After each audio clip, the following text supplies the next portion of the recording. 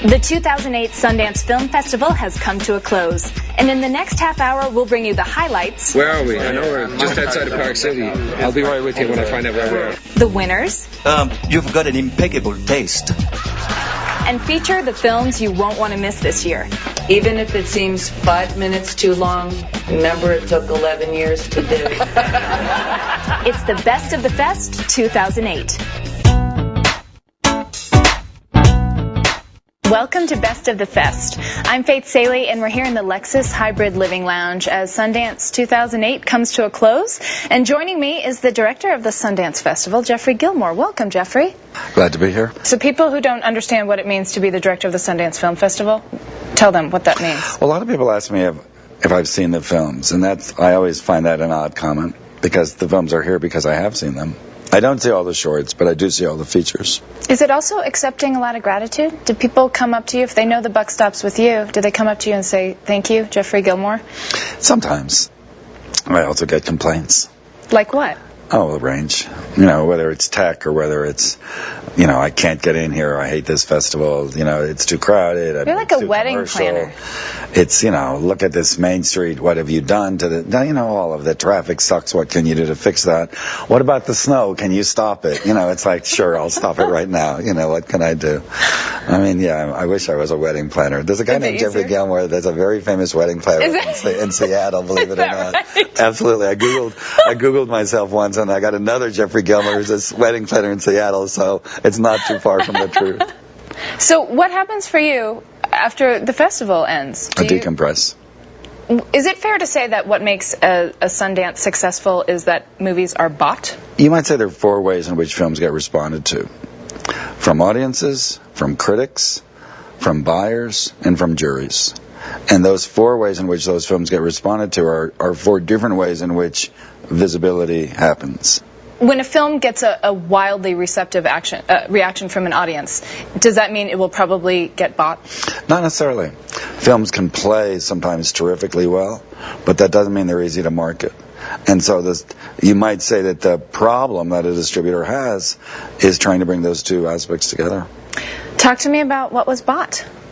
I think we're over 10 now in terms of this week, which is a little bit lower than what we've had at some points. If we sell 15, 20 films out of a festival any given year, what we consider a successful year, you know, the big sale of the fest was an add-on to the festival, a film called Hamlet 2. We will all remember this moment for the rest of our lives. It was dramatic, it was visual. It was stupid.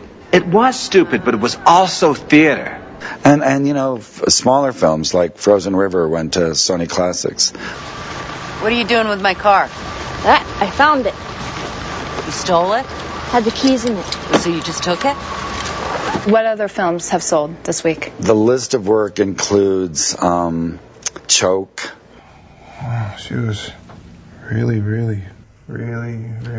Hey, what the Dude, that's my mom. I'm sorry, dude. Henry Poole. I was wondering, and I know it might seem a little unfair, seeing as how you know my situation, but I thought that maybe if you were able to get a sitter and you had the time.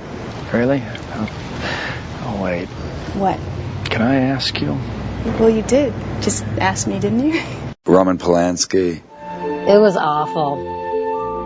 Everybody knew at school, and people came to school with cameras, and things were being said and printed. Do you ever sort of predict what will sell before the festival starts? I'm fairly clairvoyant about this, actually. Really? I think I'm pretty good at it. This year I was probably less clairvoyant than any year in my 19 years. In at least the last half dozen years, almost every single year things don't sell at the beginning of the festival because people are waiting to see what is actually available in the first 5 days. And so they don't necessarily jump, they wait. And they say, you know what, I'm interested in this film, but I want to see what that film is that's going to play on Monday. So let's wait for that. And they did that again this year. That makes sense. Makes sense, doesn't it?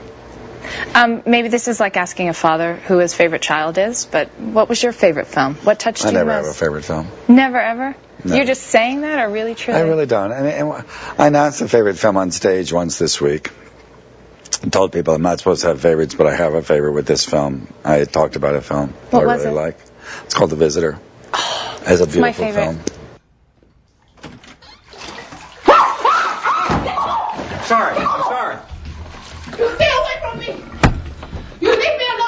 no. It's okay. My boyfriend is coming. I'm not going to hurt you. Who are you? What are you doing here? This is my apartment. Talk to me about some of those most global films, especially a lot of great global stuff. It's films that I think speak to issues that range from, a Japanese photographer in Mongolia, a film called Puji, chronicling the story of a little girl and her mother. The poignancy of that film it grabs your heart. It's amazing. What film made you cry? Oh God, there's a lot of them. American Son made me cry. Why? Such a touching film. It's a beautiful film. What's it about? About going home and about maybe never being able to go home. Whatever you're doing, where you think it's going to take you? I know where the Marine Corps is taking you, don't I? What'd you think? Shaky Jake's just going to mow lawns till the day he dies? That.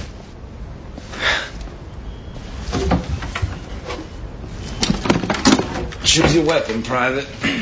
Jake, man. This is like 4 tickets to Pelican Bay. Well, it's better to die on your feet than live on your knees. What made you laugh out loud? A lot of things. I loved our opening night in Bruges. Cracked me up. This morning and this afternoon, we are doing what I want to do. Got it? Of course. Which I presume will involve culture. Well, we shall strike a balance between culture and fun. Documentaries, I mentioned Puji, but I could also talk about Traces of the Trade, which is a woman investigating her family. It may seem an odd film from some people's perspective for me to have an emotional reaction to, but I was so impressed by her personal commitment to exploring her family's, in some ways her familial guilt.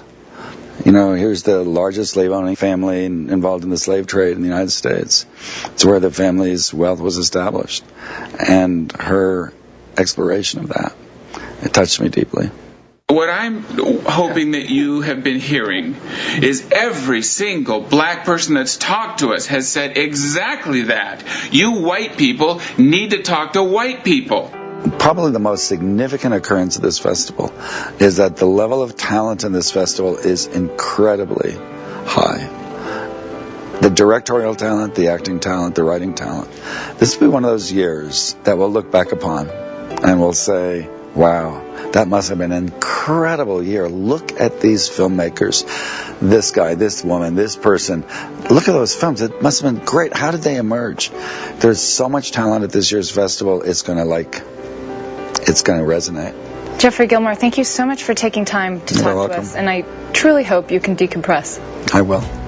Coming up, Director of Programming John Cooper joins us, and we'll talk about the award winners in competition. Damn, this is a good day to be black and sexy. And later, it's highlights from our 10 days of festival coverage. I'm very tired. I just arrived. Actually, I know they'll be mad if I put my boots on the couch. When Best of the Fest continues.